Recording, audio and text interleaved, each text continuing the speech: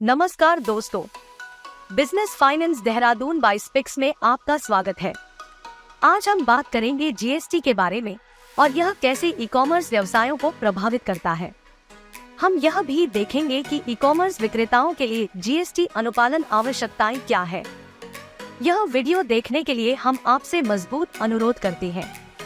कृपया इस वीडियो को शुरू से लेकर आखिर तक देखें, क्योंकि यह जानकारी आपके ई कॉमर्स व्यवसाय के लिए बहुत महत्वपूर्ण हो सकती है।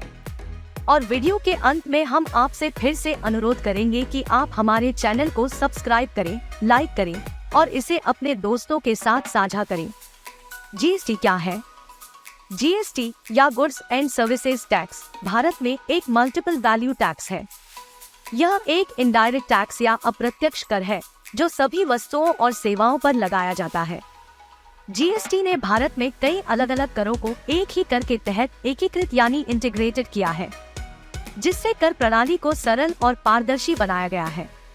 ई कॉमर्स व्यवसायों पर जीएसटी का प्रभाव। ई कॉमर्स व्यवसायों पर जीएसटी का महत्वपूर्ण प्रभाव है। सभी ई कॉमर्स विक्रेताओं को जीएसटी के लिए पंजीकरण करना आवश्यक है, चाहे उनकी टर्नओवर कुछ भी हो। ई कॉमर्स विक्रेताओं को भी जीएसटी रिटर्न दाखिल करना और जीएसटी का भुगतान करना आवश्यक है। ई कॉमर्स के माध्यम से बिक्री करते समय विक्रेताओं को जीएसटी के लिए पंजीकरण करना आवश्यक है, भले ही उनकी कुल वार्षिक बिक्री सीमा तय सीमा से कम हो, जो कि 40 लाख रुपए या 20 लाख रुपए है। यहाँ केवल एक ही अपवाद है। 48वीं जीएसटी परिषद की बैठक हाल ही में 17 दिसंबर 2022 को आयोजित की गई थी, जिसमें जीएसटी से संबंधित विभिन्न फैसले किए गए थे। ई कॉमर्स बैठक के विषयों में से एक था। उन्होंने एक प्रस्ताव को प्रारंभिक मंजूरी दे दी जो अपंजीकृत आपूर्तिकर्ताओं या अनरजिस्टर्ड सप्लायर्स को ई कॉमर्स प्लेटफॉर्मों के माध्यम से उत्पादों की अंतर्राज्यीय या इंट्रास्टेट बिक्री करने की अनुमति देगा। जीएसटी ने ई कॉमर्स व्यवसायों के लिए कर लागत में वृद्धि की है।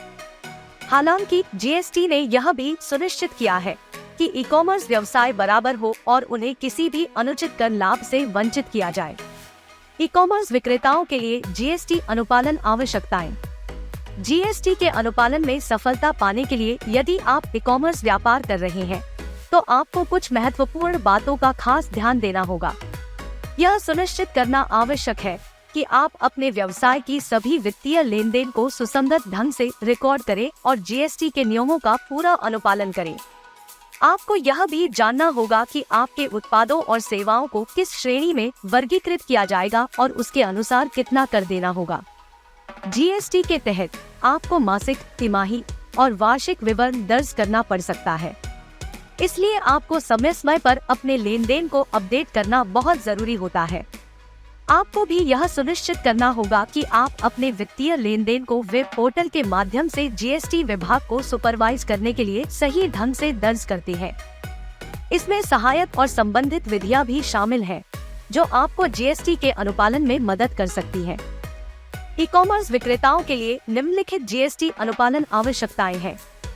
जीएसटी के लिए पंजीकरण करें, जीएसटी रिटर्न दाखिल करें, जीएसटी का भुगतान करें, TCS tax collection at source का भुगतान करें, ई-वे बिल काटें, इनवॉइस जारी करें।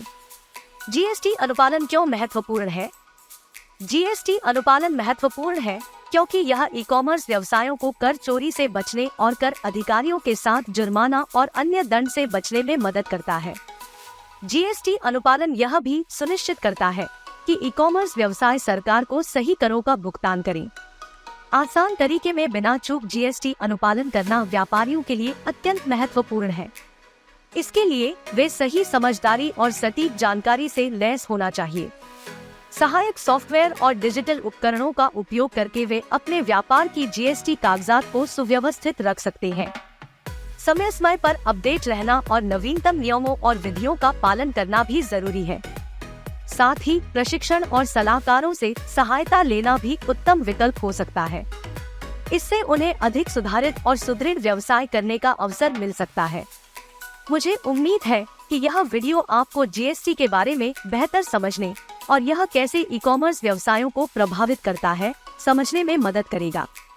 यदि आपके कोई प्रश्न है तो कृपया नीचे कमेंट सेक्शन में पूछें। अंत में मैं आपसे अनुरोध करती हूँ कि इस वीडियो को लाइक करें, सब्सक्राइब करें और शेयर करें।